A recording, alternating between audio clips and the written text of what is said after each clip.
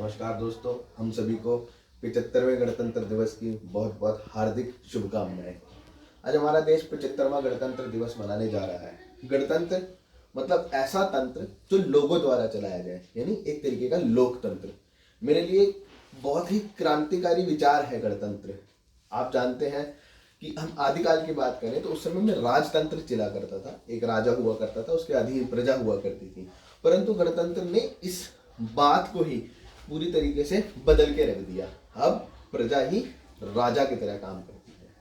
दोस्तों, गणतंत्र हमारे लिए कोई नया शब्द नहीं है, आदिकाल से चला आ रहा है। ऋग्वेद, पन्नी द्वारा लिखी गई अष्टाध्यायी, कौटिल्य द्वारा लिखे गए अर्थशास्त्र के अंदर आपको गणतंत्र के विचार मिल जाएंगे और गणतंत्र की विचारधारा मिल जाएगी।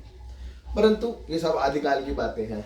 मैं बात आपसे करना चाहूँगा आधुनिक लोकतंत्र के बारे में, आधुनिक गणतंत्र के बारे में। तो हमारा देश 26 जनवरी 1950 को गणतंत्र बन गया।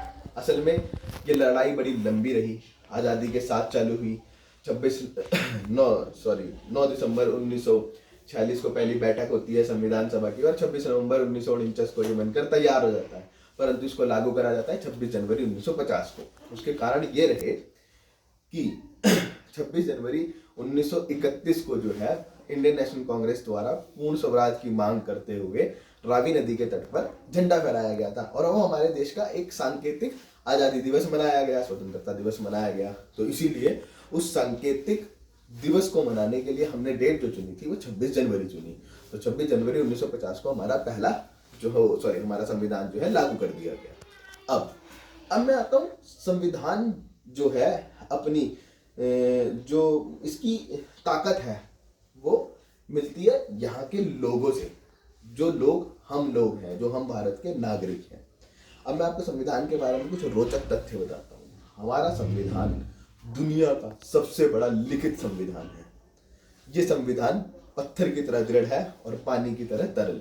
कहने का मतलब कि इस संविधान को बदला नहीं जा सकता, इसके मूल ढांचे को नहीं बदला जा सकता। जो इसका मूल ढांचा है वो वहीं का वही रहेगा, परंतु इसमें बहुत सारे बदलाव किए जा सकते हैं। जैसे आप जानते हैं कि बहुत सारे अमेंडमेंट्स इसके अंदर हुए भी हैं। ठीक है, तो ये पानी की तरह तरल भी है और पत्थर की तरह ठोस भी, कि अपने मूल ढांचे को नहीं बदलने दिया जाएगा। हमारा संविधान हमें हमारे मौलिक अधिकार दिलाता है, तो कुछ हमें हमारे मौलिक कर्तव्यों के बारे में भी अवगत करवाता है। देखिए, मौलिक अधिकार हमारे 6 हैं और इसके लिए काफ़ी लड़ाइयाँ लड़ी भी गई हैं और मौलिक अधिकार हमें मिलते भी गए हैं। ठीक है, पर मेरा आज का फोकस जो रहेगा वो अपने मौलिक कर्तव्यों पे रहेगा।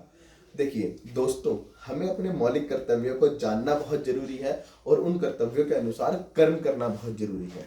भगवान श्री कृष्ण ने भी गीता में लिखा है कि कर्म करना चाहिए, फल की इच्छा नहीं करनी चाहिए। अगर मैं बात गांधी जी की करूं तो वो भी कर्तव्यों पर जोर देते थे।